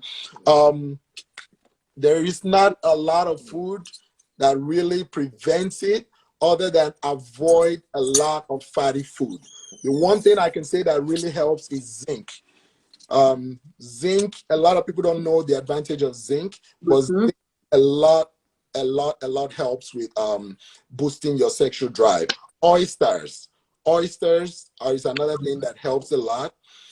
Like so seafood, zinc. Now, if you're wondering how you get zinc, it's from red meat. Things like red meat, things like oyster, things like shrimps, seafood increases your zinc level, and then your zinc level tends to also then increase your sex drive, your testosterone. The zinc supplements, just like we take vitamin C and vitamin D supplements, there's also zinc tablets that you can buy from the store. But yeah, nuts, a lot of nuts tends to increase your libido level as well. So nuts, zinc, seafood, what else? Red meat, but then red meat is also not good in other areas. So don't just start eating red meat, because then it will fix that problem and then cause another problem. What about things like tiger nuts, coconuts? What else? Tiger nut, coconuts, and the dates. Yes, those things help. Dates, not so much, but yes, the nuts. Tiger nuts we don't have in America, right? So coconut. I mean, African stores, you can find it there. Okay, yeah. Some Africans I haven't seen. I didn't know they have anything. You can find it there. Go back to Nigeria. Or order it from eBay. Can order. Oh, really? Yeah. Yeah, I really like it when I go to Nigeria, but I haven't seen them much in the US. But then, yes, they do help a lot. Yeah, okay. Oh, thank you so much, Thank Dr. you. That Ogo. was It's really, wow. really Thank you so much. informational. Thank you. Like really, really, like thank you so much. You are welcome. Pleasure, really. Iconic. Any other thing you want to add on before we move? No, this part No. is spoken. I've learned Okay, a well, lot from thank you Dr. so much, Dr. Ogo, Dr. for Ogo, joining us thank you so today. much. It's been a pleasure, definitely. Thank you. Thank Thank you you. so much. Respect Good, that. good work, guys. Thank you, Thank Doctor. you. So we're about to bring on the last but not the least, So, Miss Aisha. And before I bring her on, a little background about like who she is, what she does. I've known her for a while. She's very informational. Like she's like a book and jack of all trades. So without further ado, Miss Aisha Jenkins Stovall, who is a native of New Haven, Connecticut, US, served as a peer educator after her matriculation in Morgan State University. While at Morgan State University, she also taught her fellow Morganites about sexual health and healthy relationships. She was like top notch. Like she knew what she was talking about. So after graduating, she went on to earn her Master's of Arts degree, also in English, at Central Connecticut State University.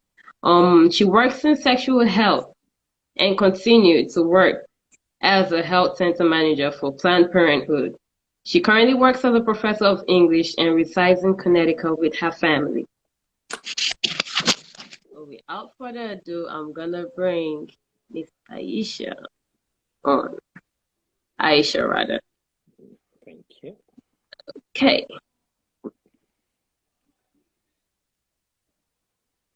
And she has been summoned. Hello. Hi.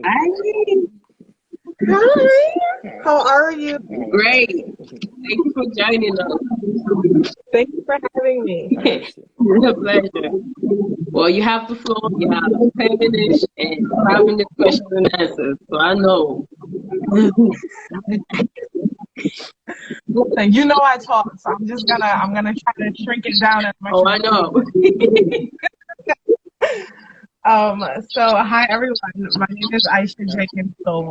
I am from Connecticut. I met Queen back at Morgan State. We were peer educators together.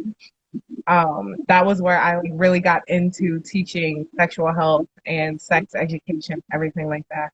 I have since earned a master's in English, so I work as a college professor, but also up until last year, I worked at Planned Parenthood. I managed one of their locations here.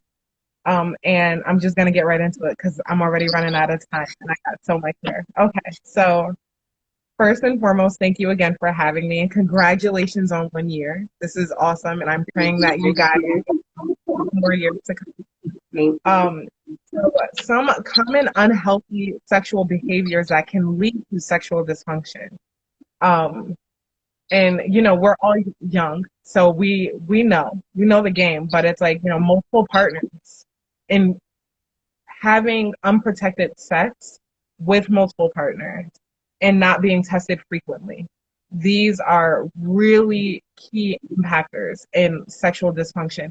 Usually not so much in the moment, but almost always afterwards. I'll get more into that later, but improper hygiene, misusing contraception, and then rape and non-consensual sex are extremely unhealthy sexual behaviors that almost always negatively impact our ability to perform sexually, our sexual health, and eventually cause sexual dysfunction. So some of the risks associated with these behaviors, aside from sexual dysfunction, are unplanned pregnancy, which is risky for everyone involved. So as far as women are concerned, when a pregnancy is unplanned, listen, I've been pregnant twice. It is hard, okay? Like carrying a baby in your body, growing a child, and then letting it come out. It is hard.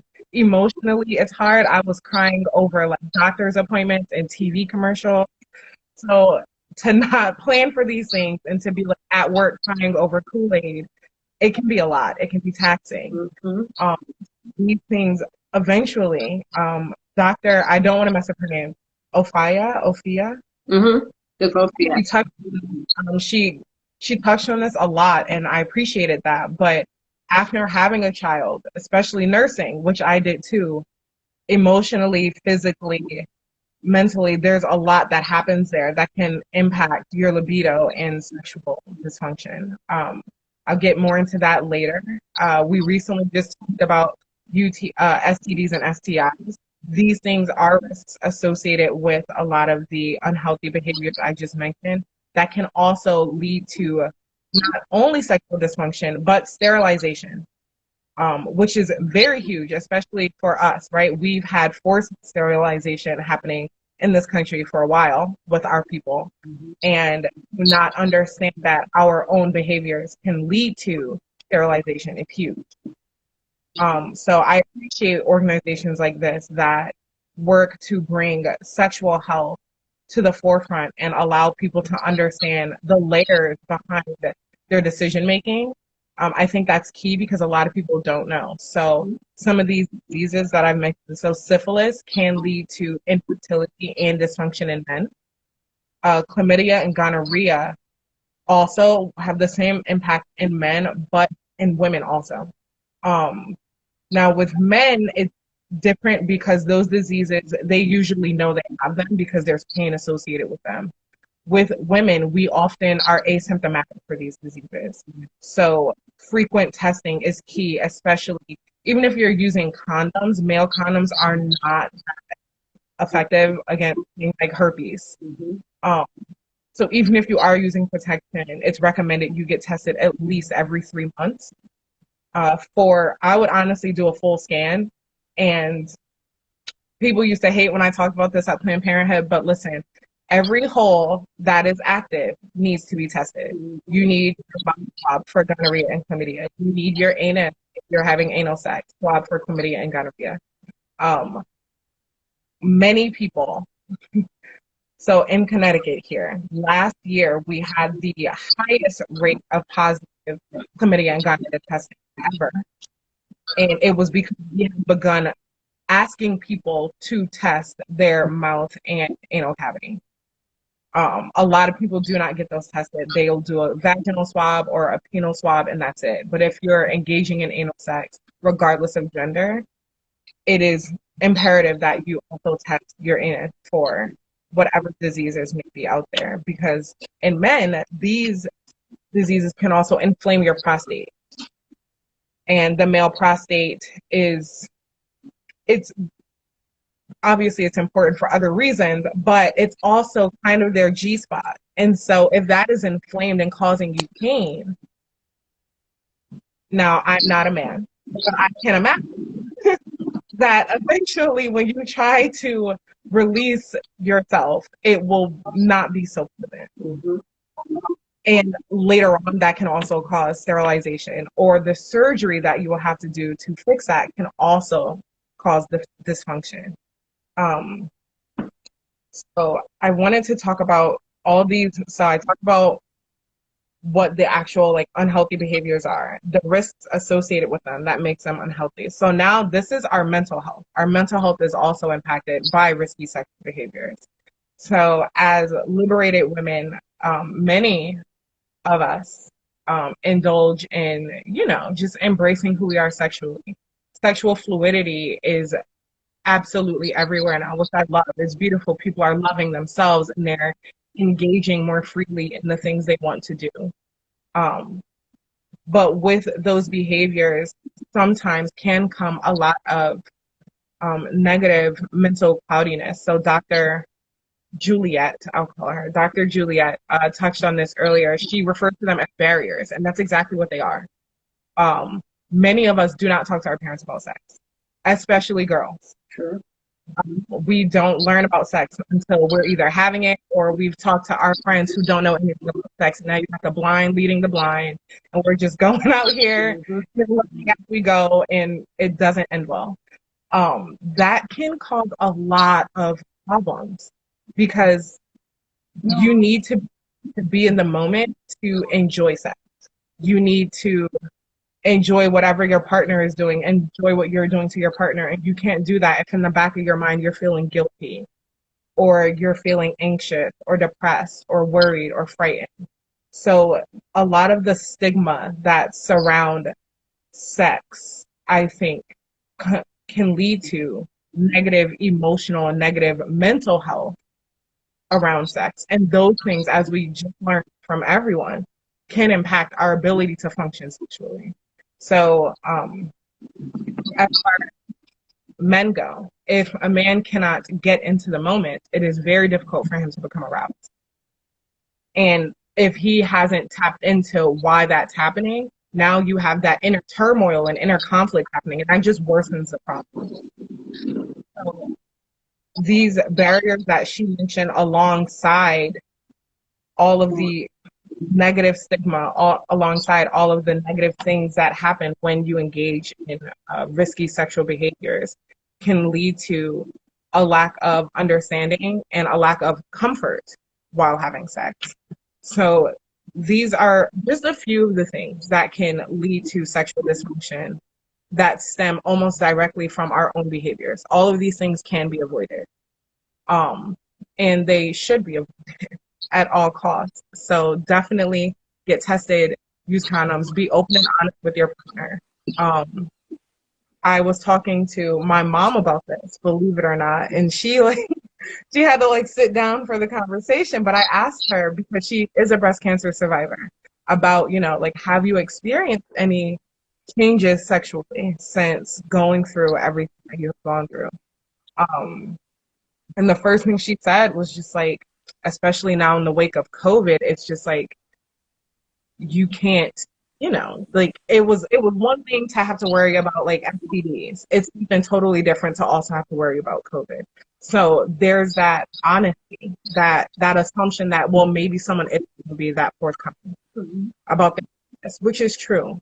But I think empathy comes into play there as well, right? So now you have to know that your partner is just as nervous or worried as you are, and allow that to comfort you and allow yourself to open up to them. Go get tested together every 3 months. Make it a date. Go get tested and go get food, or go be drinking and then go get tested. So you loosen up a little bit first. But it's key that we, as people of color, Black people, make sure that we protect ourselves out there in this world when, I just mentioned syphilis. How do we know the long-term effects of syphilis, right? The Tuskegee experiment. That wasn't that far away. So we have to keep ourselves and our best interests up front. So now breast cancer, I did mention my mother. So all of the above obviously can impact our breast cancer survivors' ability to function sexually. But there's a few major things that happen there. So for some women, thankfully my mom was not with them, but for some women, one or both of their breasts are removed as they battle breast cancer. They go through chemo, they usually lose their hair, their eyebrows, their hands and feet become discolored, their bones ache a lot. These things, as women, can strip you of your femininity. And if you feel less like a woman, it can be difficult for you to tap into your feminine nature and become aroused. And so they often will, when a woman is diagnosed with breast cancer, will send her to a group therapy session just so she's around other women who are going through the same thing. And again, that taps back into mental health. I think the previous speaker mentioned this as well. There are mental and emotional sides to sexual dysfunction that, again, can be avoided. You just have to be open and honest about your sexual traumas, if you have any, or your sexual partners, how many you're having. This can be problematic for couples. So men also are impacted when their wives or partners have breast cancer, because they become stressed, they become worried, they become anxious. A lot of them worry about their ability to care for her, and that can lead to his own impotence.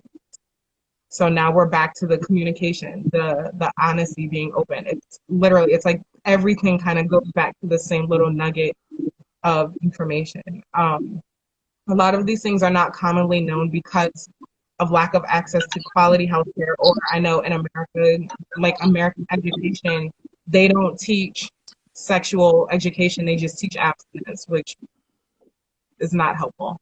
So organizations like this are absolutely a blessing because they allow so many people to have access to information they otherwise wouldn't have. So that's all. Thank you.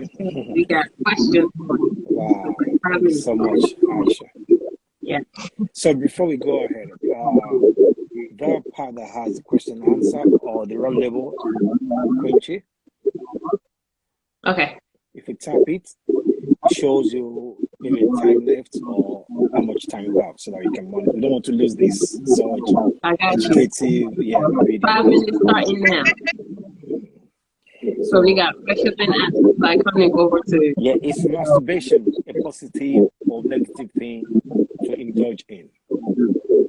I think it's absolutely positive for many reasons. One, when you're having sex, right, you obviously you want to be pleased, and not every partner, not even one partner, like no one can read your mind. So if you don't know what you like, your partner won't know what you like.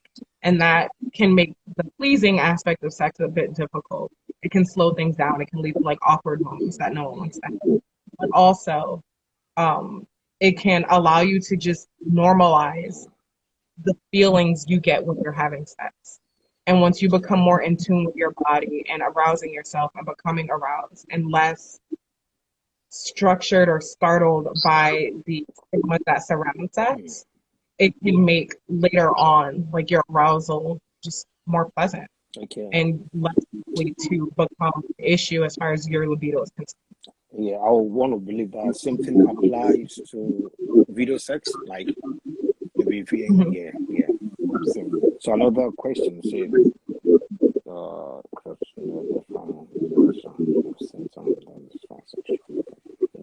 okay, so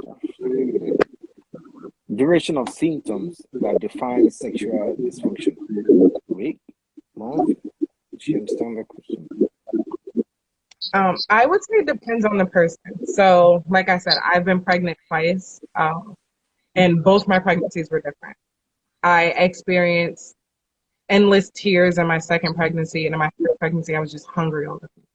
So, everyone's body is different. I did experience a low libido after having my daughter. I had a C-section. She was in a NICU. There was so much stress. And then I was breastfeeding, but breastfeeding a baby in a NICU was very difficult.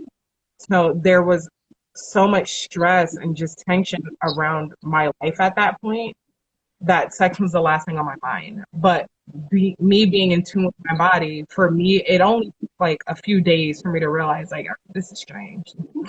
Like, I'm not even thinking about it. I'm like, let me call my doctor and figure out what we can do about this. Some people have a cycle of like 7 days before they even want to have sex. And so I think that is something that pertains specifically to you. If you're someone, we had someone ask the question earlier, they're constantly thinking about sex. Now, if one day that person wakes up and sex isn't on their brain, after a few days of that, I would maybe be a little concerned, like, okay, well, what is on my brain? What's going on? Wow. That's awesome. Okay.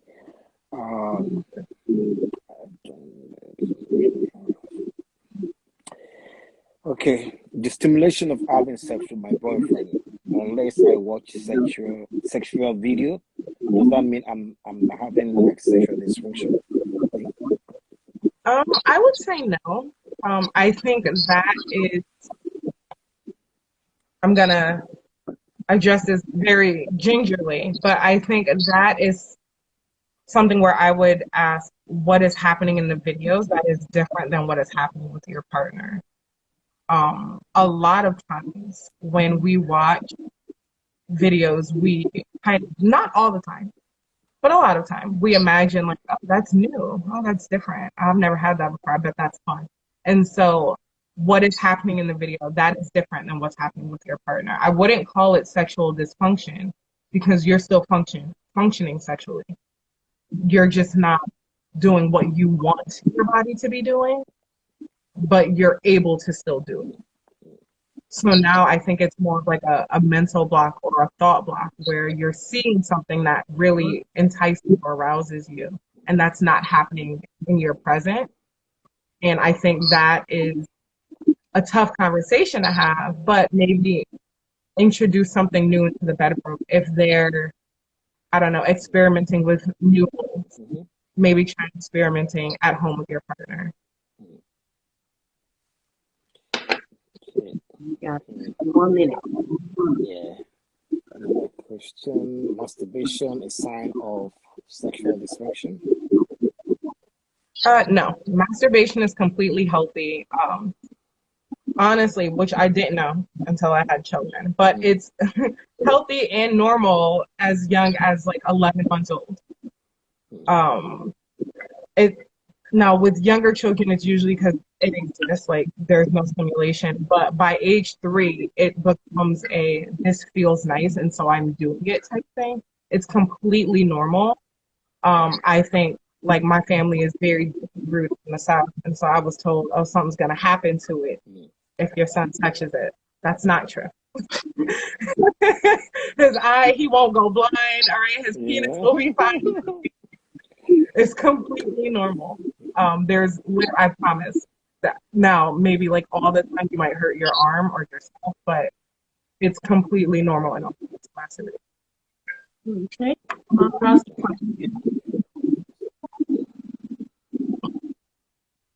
What So are what are stimulants? Yeah, one can use stimulants for sex. I actually used an herbal tea when I was having my issues with libido. I found it on Amazon. I literally typed in like libido tea for women because my doctor referred me to a therapist who suggested it, and it's great.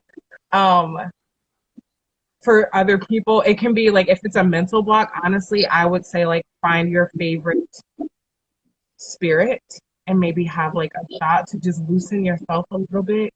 Try some deep breathing. Meditation helps a lot. Learning, because meditation teaches you to either go into your thoughts or come out of your thoughts. And those are very big, especially for people like me who overthink a lot.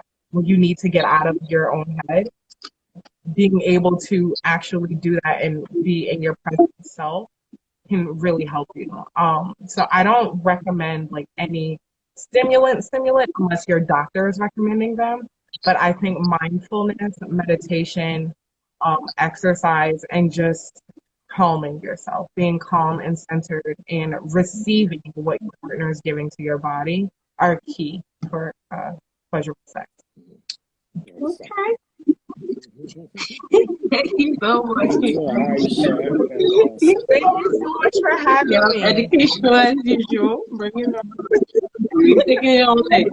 So thank you so much for being here today. For taking your time. Question. Oh, this one says, how can I get a lady for a relationship? A lady what? Of 40 for relationship. Like an older woman? Yeah.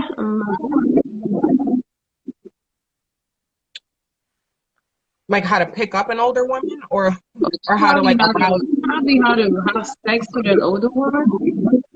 Okay. Believe it or not, women reach our sexual peak much later than men. Really? Yeah. So listen, I'm only 28, so I'm eager to see what 35 has in store, right? No, but women generally have a pretty plateaued libido. Now it can change. Women generally we're considered thinkers, so we have a lot going on. So in my case, right, I'm a wife, I'm a mom, I'm a teacher, and my mind is I always have something to do. So unless it's in front of me, it doesn't exist right now. Right. I'm going to assume that when I am 40, I will have that same thing going on. And so in that regard, I would say setting the scene so women take longer to orgasm because we need to be aroused, because we need to be stimulated. So set a mood and slowly bring her body into it. Like I would say play on the senses, like make sure all 5 of her senses are engaged. So make sure the room doesn't smell funky. Make sure it's nice and clean and there's nice soft music playing and you're touching her body in the places that she likes it. So if all 5 of her senses are engaged in the same thing and focusing on the same thing, I think regardless of age, the outcome will be pretty much the same. It's hard to become distracted when all of you is focused on the same thing. Well, So thank you. one question, sorry, so for how long will it allow you to go before you can target dysfunction? So I think someone actually asked this not too long ago. I think it depends on the person. What's a normal waiting period for someone may not be normal for someone else. Yeah. Okay. Thank you very much, Aisha. Well, thank you so much, Aisha. It's been a pleasure seeing you and having you here, like both in one. So thank you very much. Thank you. Thank you. It's been a pleasure. It's been great. Thank you guys so much. I'm gonna bring back Nobley. Let's bring back Miss Nobley. Okay. And my screen is not agreeing with me.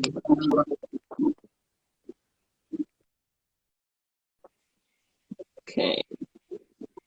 Nobley, if you have a question,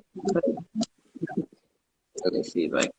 Unless if she's having the three people, 4 people, Asia, maybe unless if I share. Yeah. Hold on. I'm closing the screen.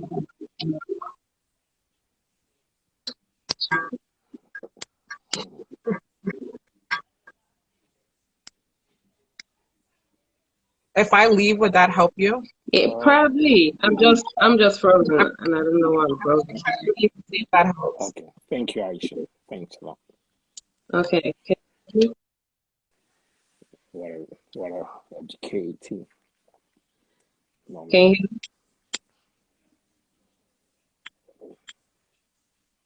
Okay, and I'm frozen.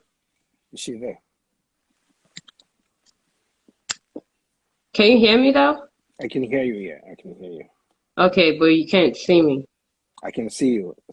Oh, I'm frozen over here. 1 second.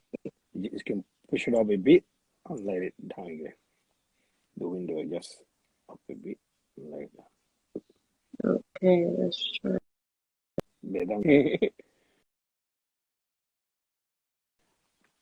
You know what you can do? You can save it right now and we'll come back immediately if we are having issues. So I've done this.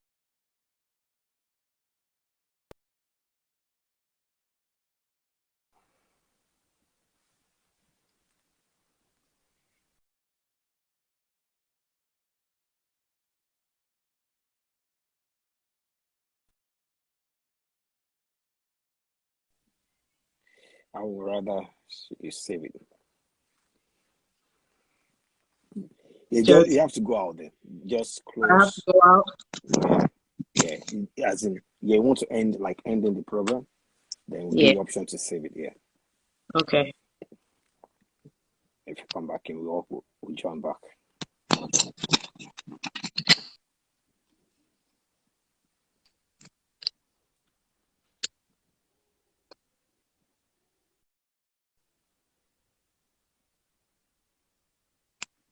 Still on though.